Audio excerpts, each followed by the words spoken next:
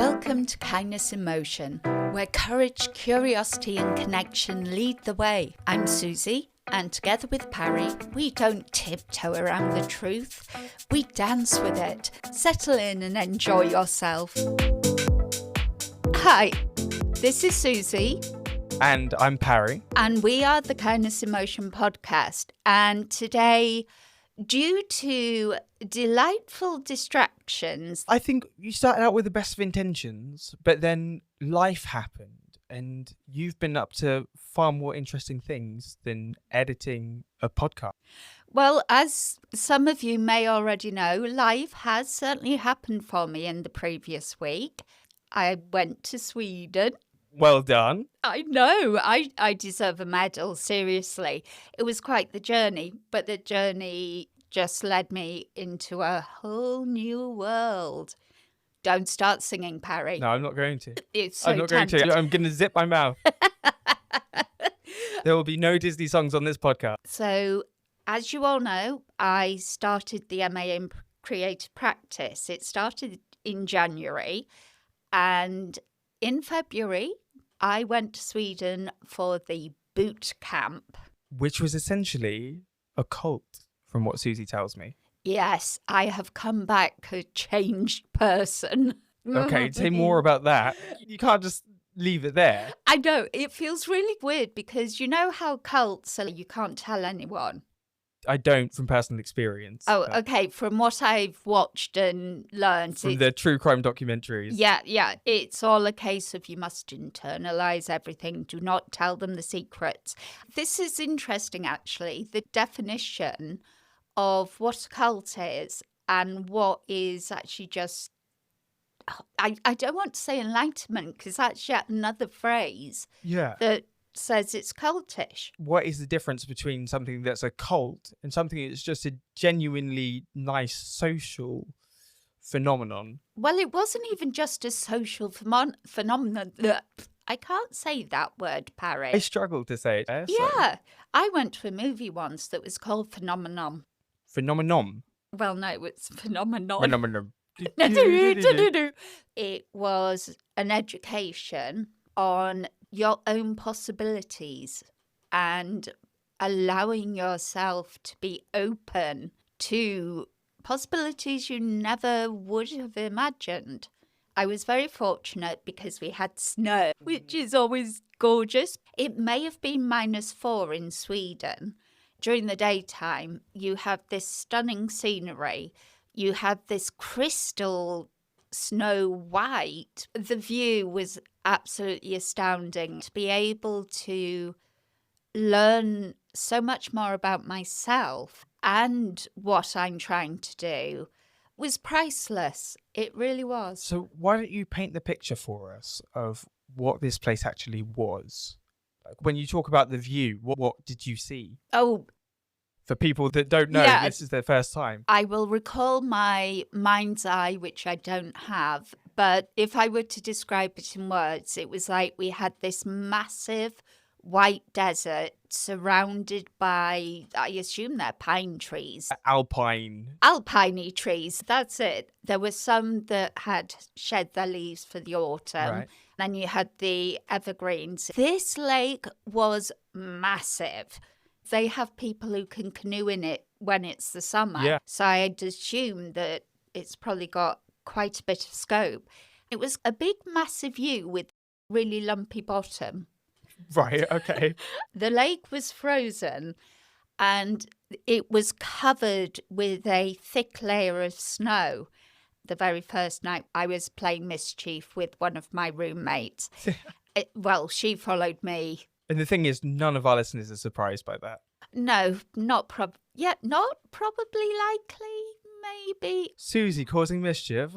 I never cause mischief, honestly, Parry. So at night, all we saw was this massive white. It literally glowed. Wow. Even though it was jet black night, we had not that many lights. There was a string lights and then the lights from the lodge where we were staying. Oh, nice. And the big, massive lecture type area, which was also where we had multiple vegetarian meals. Oh, dear. Yeah. They were, to be fair, were great. By the second day, you didn't care what you were eating. You just needed food. It was all vegetarian, but they were very good with my gluten-free needs. That's good. Okay. So moving on. Obviously, first night, get your room sorted because it's proper youth hostel. I was on the top bunk. Okay. I had started on a lower bunk and it felt like a coffin. So no, No. couldn't So do it. you took the top one. I took the top one and oh boy, that was fun throughout the entire week. You should see my legs, Parry. Did you fall out? No, I didn't, even though there were no sort of like Guardrails. guardrails, because we're grown up. I think these beds were designed for teenagers, not old women. And so in the middle of the night, if I needed the toilet, Yeah. I had to try and get down this weird ladder and I didn't want to wake anybody up. Like trying to do an obstacle course, ninja silent. Ninja silence. I did consider just jumping from the bunk and decided that would be a very bad That idea. would be bad. So comfort-wise, it was a bit like being in an army camp. Okay. Every day we had a different subject to explore. I won't be able to tell you all of the subjects because I've forgotten most of them. I thought there was going to be some kind of mysterious NDA or sworn to secrecy about it. I've imagined there is a mysterious NDA and maybe they've done it without us realising. Maybe they just use memory wipe magic instead. It is a form of hypnotism. It's a way of persuading your brain to open itself up, look at the world in a very different way, but not in a big, massive, huge world evolution, but your own personal evolution. Okay. It sounds like the person that came back is quite different from the person that set off. Yeah, it was a good thing. I think it was the third day, and Tom, one of our lecturers, said, right, what is nice versus kind? Big question, kindness and motion, people. Get your thinking caps on. It was like, that's me. Nice versus kind. This is what we talk about. It's fundamental to the whole of kindness in motion. And I thought, let's take a few minutes just to talk about nice versus kind. So to you, Parry, what does nice appear to be like? Nice, for me, seems to be a more external reaction. Rather, like kindness, that impulse to be kind comes internally, whereas nice is about appeasing external social forces. So it's that societal expectation that you have to be nice. I suppose an example of nice is going, I really love your trainers, Parry. Okay. And so Susie's given me like a look at the moment that looks like someone might be holding a gun to her head in a different reality, telling her to just compliment me. Yeah, there's desperation behind the eyes and a really forced smile. The way you're describing it is perfect because if I was kind, I would say, in this kind of weather, maybe you should consider shoes, but that is a kindness. It's not saying it in cruelty. Right. It's asking you to consider a potentially better option. Obviously, you are still left with your choice. You don't have to follow my kindness direction. Or it's just being like, hey, respect my choice of shoes, right? Yeah, exactly. And I'll go, that's absolutely fine. But being nice, I had to say, I liked your trainer. And there is room for that in society. Like, there has to be. To reach out and make those attempts for connection and that social kind of smoothing. Yeah. That's important. It is the beginning of kindness. I think that's something we didn't really look into. But we start with the niceties. And I think when we feel more comfortable, which is when friendships tend to build up, back to the subject in hand. So it's about being genuine. Yeah. Whereas nice can be a bit disingenuous. Yeah, I think nice is done for effect, right? Nice is done for social harmony. And not to offend. Yeah, and to make other people feel a certain way or feel affection towards you or something like that. Whereas kindness, I feel like that is very much a force. It's a motivating force rather than simply social Niceties, which lubrication. as neurospicy people, we are not great fans. I know I'm not a great fan of niceties, otherwise known as small talk. I'm terrible at small talk. Exactly. I'm awful at it. Most of the nice things happen in those small talk moments. I'm just, what are they saying? The actual start of the course was quite challenging. Right, okay. To me, it was just like, I am open to learn anything because it was so long since I'd been in education. Yeah. I didn't know what to expect. And when they started talking, I really started to understand where it was going. Unfortunately, there were some that were slightly resistant to change. I think sometimes resistance is just part of the process. Absolutely. I think some resistance to change can be healthy to an extent.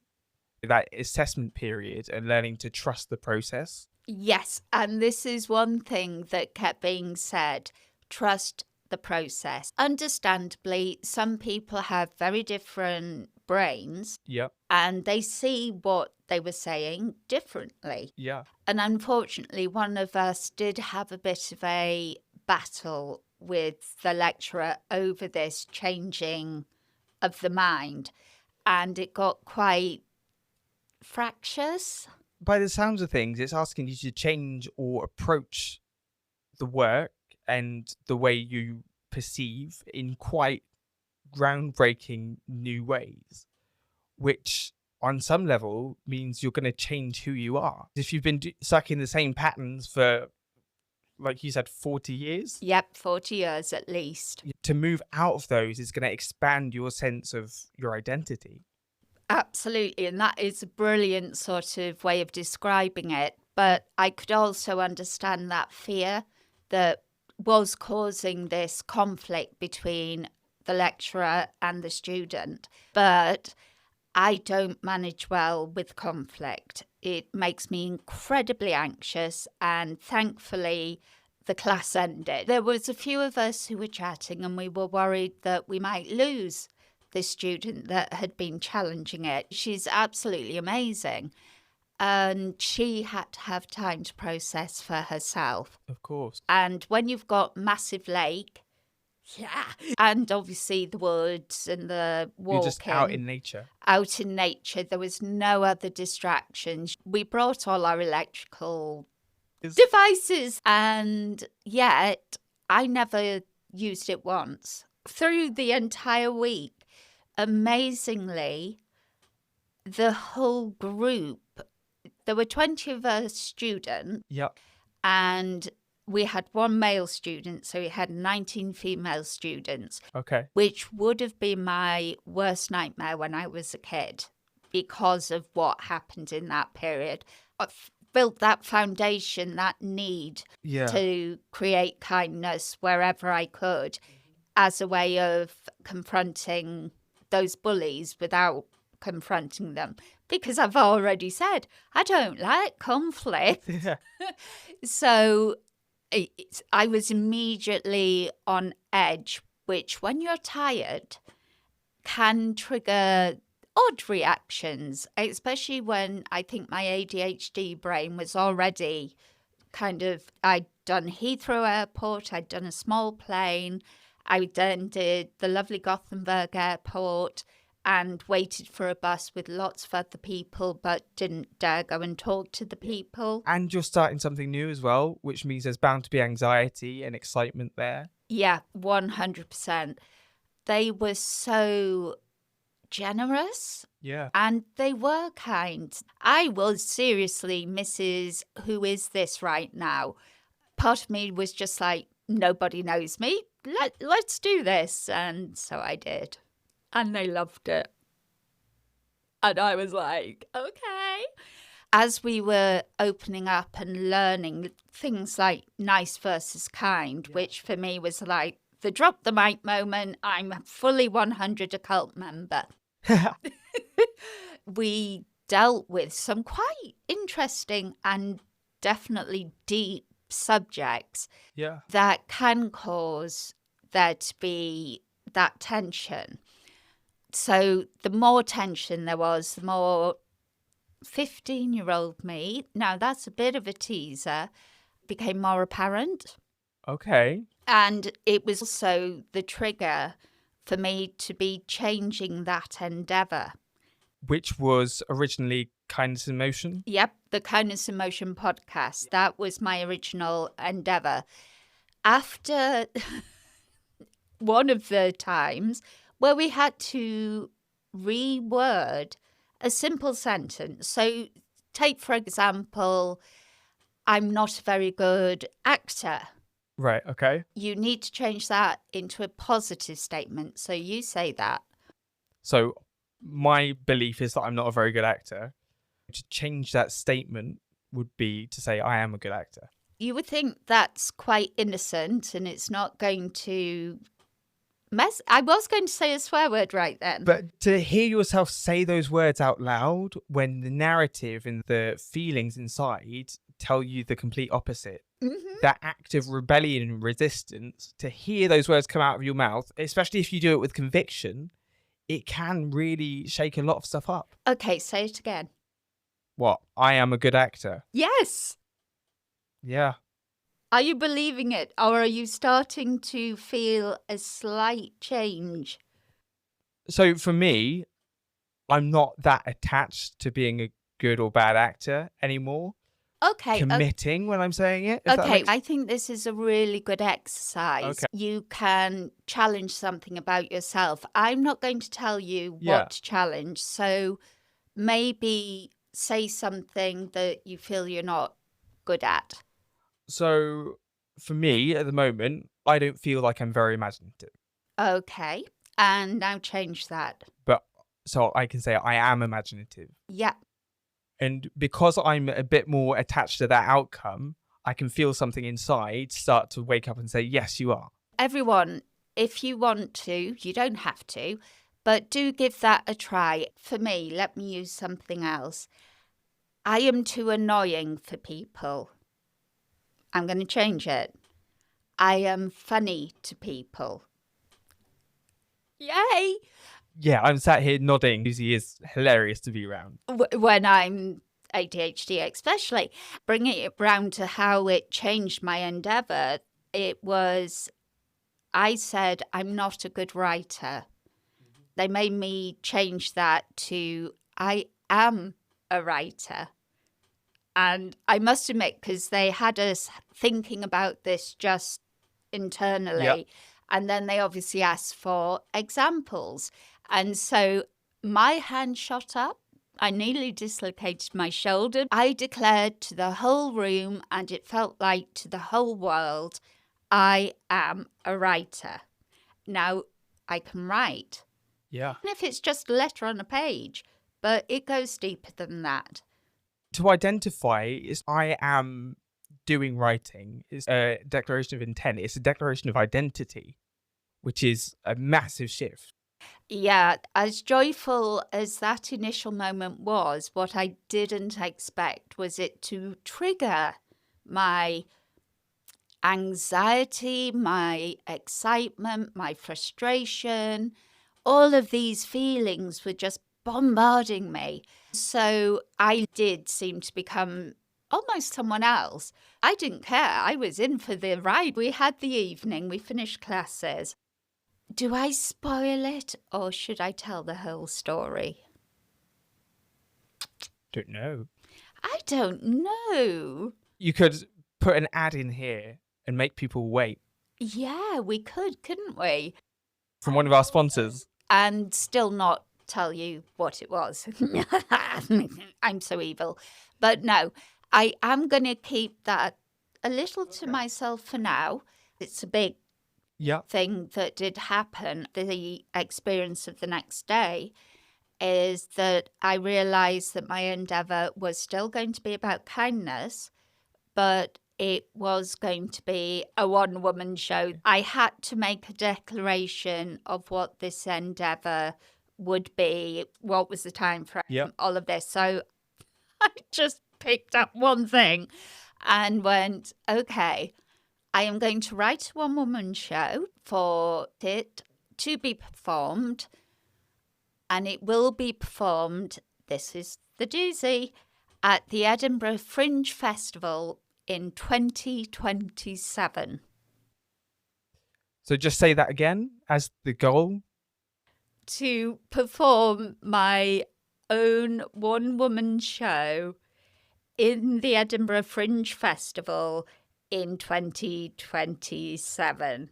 It's on the podcast now. It's official. It's By then, it'll have a life of its own, right? Because you would have taken it to other places. I am certainly considering taking it to maybe smaller festivals just to try it out. Possibility. My possibilities opened up not just for doing the scary thing of doing this one-woman show, Yeah. for the podcast, for Kindness in Motion itself, even though it's going to be it's going to be an autobiographical, or is it biographical?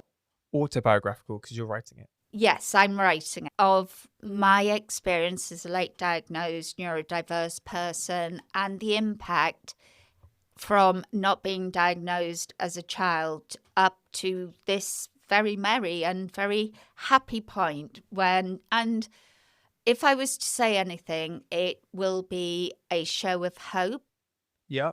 proof that kindness matters, and that is exciting in the story where there is a lot of, I would say, trauma. I'm going to be open and honest about it. It's a life story, and I don't think any life has not experienced trauma of some part. So I am hoping that if it is good enough for people to be able to take something from and to either learn something new or actually just feel they're not alone.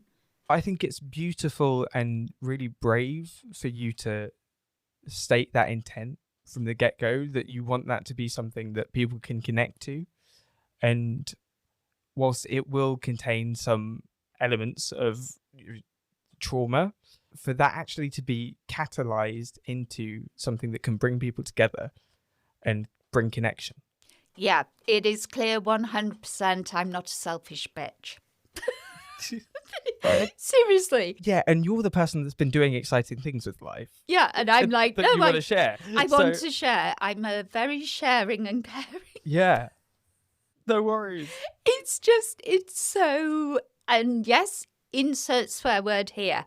It's weird, but it's wonderful. Right, okay. Inside, it is making the nervous system soldiers march in a much better tune. What are we talking about now? I do have to give a massive call out to Make Happen.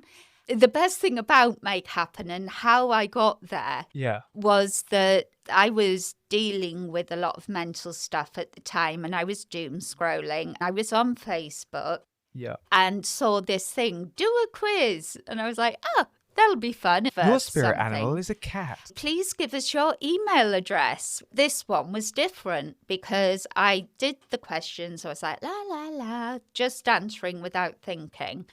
And up pops this message saying, I think you are suitable for this course. Ah. And I was like, ooh, I won. Yeah. I thought, okay, let's see what the next step is. I pressed the click here button and they said, please write a proposal for your endeavor. I think they called it something else, or else I would have been very confused. Okay. I think they dumbed it down for me. It was very important that you just wrote it.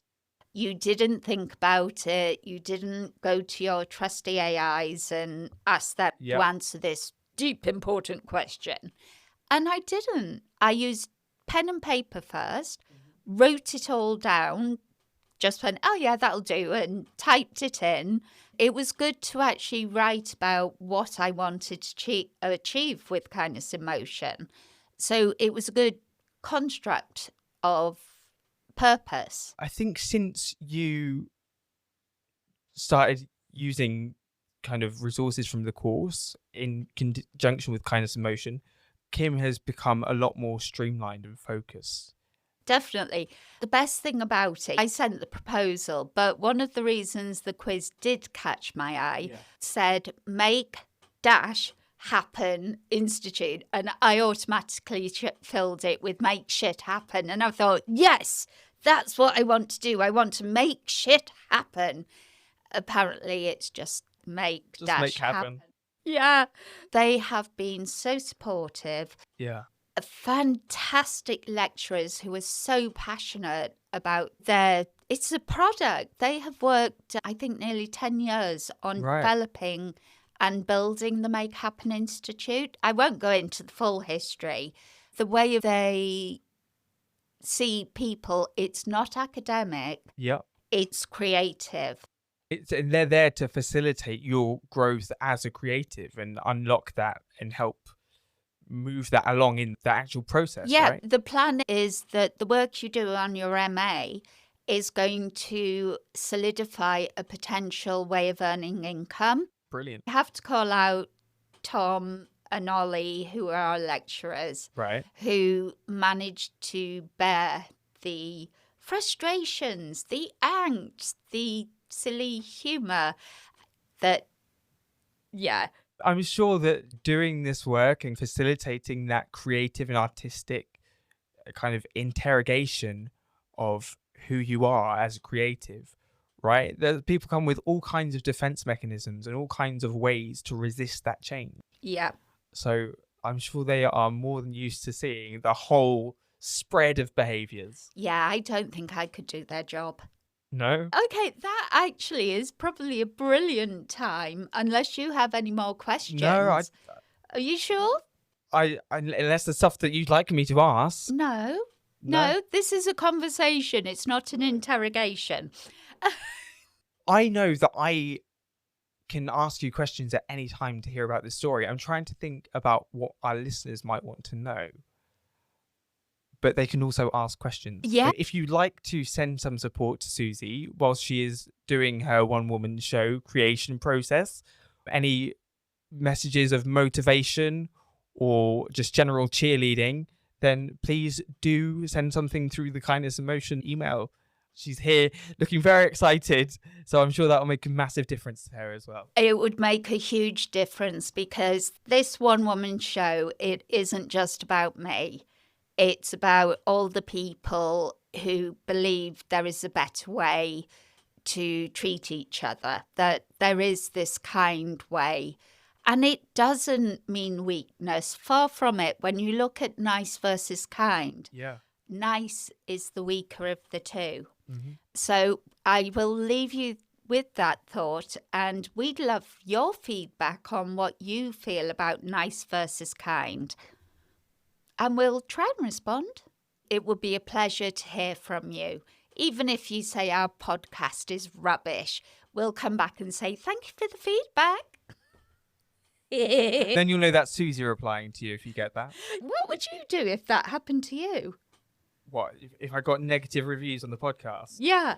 I'd be too busy crying. I'd be, okay, I'm going to take on board what you've said. If you do have good feedback, whether it is negative or positive, I am more than willing to communicate with you, because you can't do this as an individual. It is something that is done with a community. This is a learning process for everyone involved, right? So if people do have tips or things that they'd like to see in there, or just suggestions, we're open. We're open for business. Also, if you have any suggestions for a podcast you'd like to hear, we'd love to have you make that known. We're open to trying and talking about different things as well. Yeah, we're flying by the seat of our pants, to be honest. So, like, any content ideas, we would snap up. In fact, that does bring us back to the Kirsty podcast, which... Katie.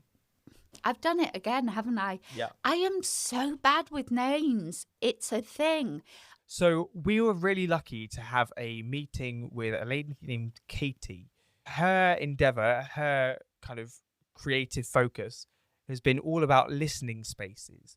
And so we had a great conversation about what it means to actually listen, what that has looked like in different cultures as well. So you listen rather than speak, giving them the space to communicate.